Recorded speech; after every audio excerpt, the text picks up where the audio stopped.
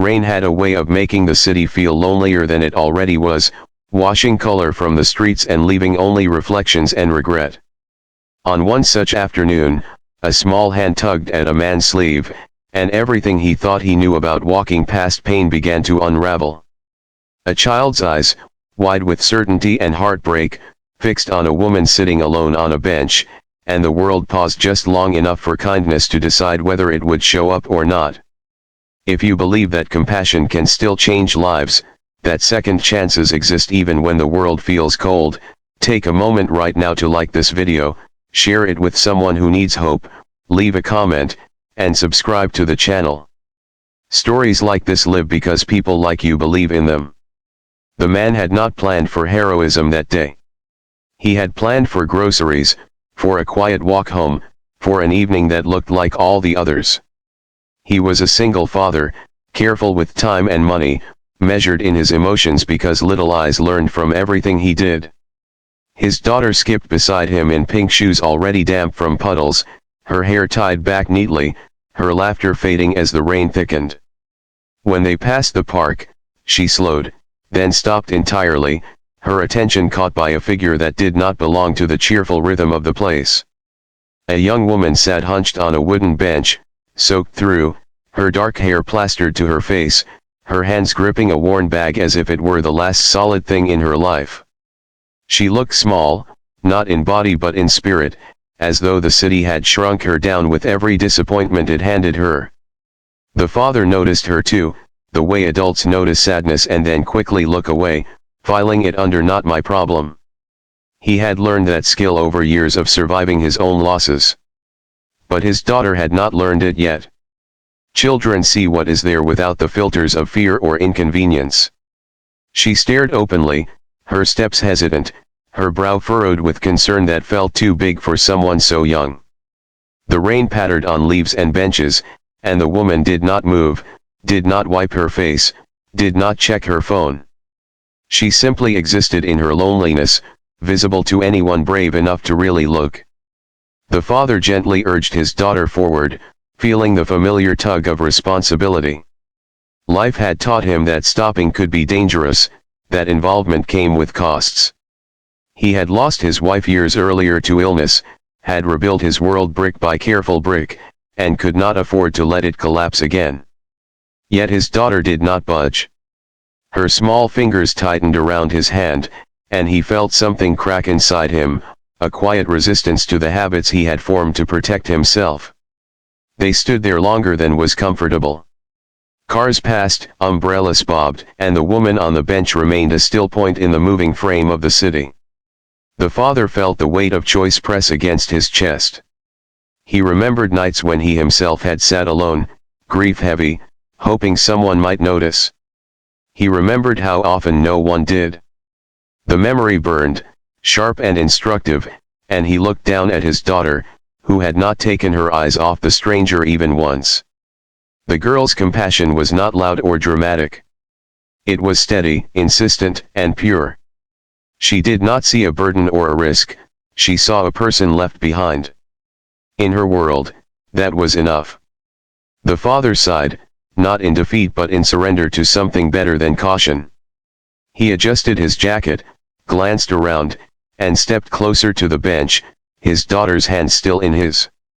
The woman looked up then, startled, her eyes red-rimmed not only from rain.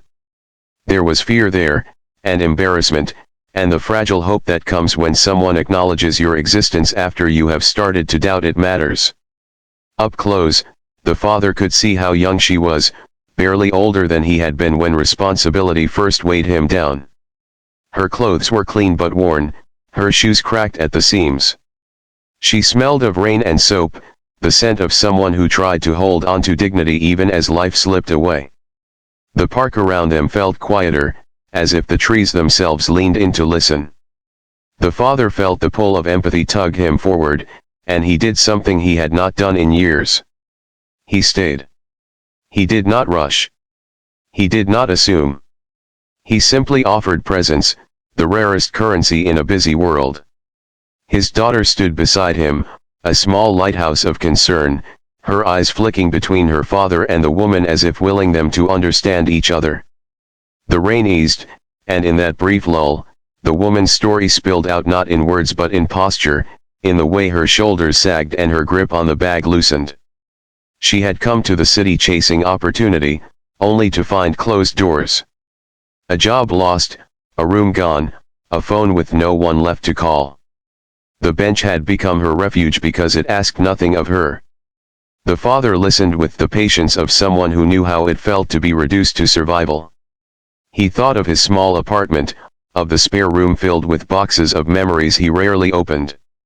He thought of the example he was setting for his daughter, of the kind of world she would inherit if everyone kept walking past benches like this one.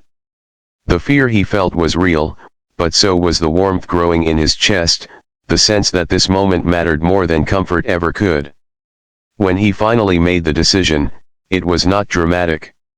It was quiet and firm, like laying down a foundation stone. He offered the woman something radical in its simplicity, a place to dry off, a meal, a night without fear. The city seemed to exhale, and the woman's eyes filled with something brighter than rain. Relief does that, turns strangers into believers again. The daughter smiled then, a smile that carried the unfiltered joy of having been right about the world. The walk back felt different. The rain returned, but it no longer felt punishing. It felt cleansing, as though the streets themselves approved. The woman walked carefully, as if afraid the ground might disappear beneath her feet. The father noticed how she stayed a step behind, not wanting to intrude, and how his daughter slowed so they could all move together. The apartment door opened to warmth and light, modest but welcoming. Towels appeared, soup simmered, and the night unfolded with the quiet grace of small mercies stacking up into something life-changing. Days turned into weeks. The woman did not overstay her welcome, she helped where she could, cooked, cleaned, applied for jobs with a determination fueled by gratitude and renewed hope. The father watched her rebuild herself piece by piece, the way he had once rebuilt himself after loss. His daughter watched too, learning lessons no book could teach. She learned that kindness was not a fairy tale concept but a practice, something you did even when it was inconvenient or scary. The challenges did not vanish. There were awkward moments, tight finances, nights when doubt crept in. But there was also laughter returning to rooms that had known only quiet. There were shared meals, shared stories, and the slow knitting together of a chosen family. The woman found work, then a small place of her own, but she never truly left. She became part of their lives, a living testament to the power of being seen at the right moment. Years later, the father would look back on that rainy afternoon as the day his world expanded rather than narrowed. He would understand that protecting his daughter had not meant shielding her from pain but teaching her how to respond to it. The girl would grow up remembering the bench, the rain, and the way her heart had insisted on stopping. She would carry that insistence into adulthood, letting it guide her when logic urged her to look away. If this story has stirred something in you, if it has reminded you of the quiet power you hold to change a life, please take a moment now to like this video, share it with someone you care about, and subscribe to the channel. Your engagement helps stories of compassion reach hearts that need them.